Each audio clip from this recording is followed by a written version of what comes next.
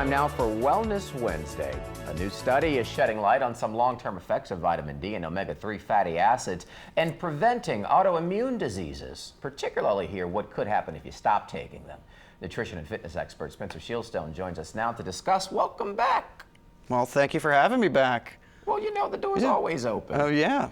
This is pretty interesting, particularly the research and what happens when you stop taking them. There's a lot of talk about omega-3s and also vitamin D as well, deficiencies and what to do in order to live your life better. Yeah, so the VITAL study was done on 25,000 U.S. adults over the ages of 50, and it was also a diverse group of people as well. And what they found in the study, they were taking 2,000 IUs of vitamin D3, and over the 5-year period, they saw a 22% decrease in risk of autoimmune disease, specifically with vitamin D psoriasis. Okay. And then for the omega-3, they found an 18% decrease in risk for autoimmune diseases like rheumatoid arthritis and irritable bowel disease.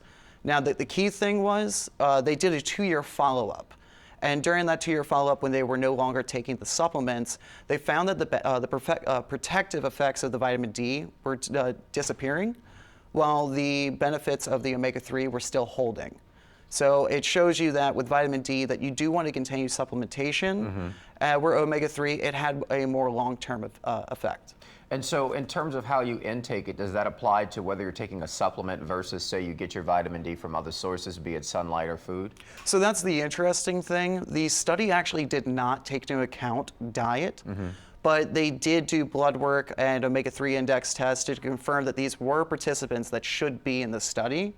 But like I said, because they don't take into account for diet, you can't separate people that have a better diet than others in the study. So supplementation still has that benefit. And the other thing is we don't have perfect diets each and every day. So that supplementation gives you that protective layer to make sure that you're getting enough every single time. Most definitely. So I'm watching this at home and I'm trying to take into account, you know, what to take away from this in terms of my consumption, and say I don't have any autoimmune issues. What should I do?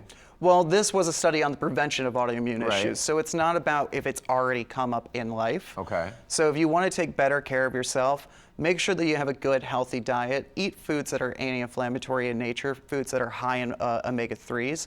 To be specific, the omega-3s in this study are marine-derived, so fish oil. Things like olive oil and flaxseed, which are high in omega-3, they don't have the forms of omega-3 of EPA and DHA.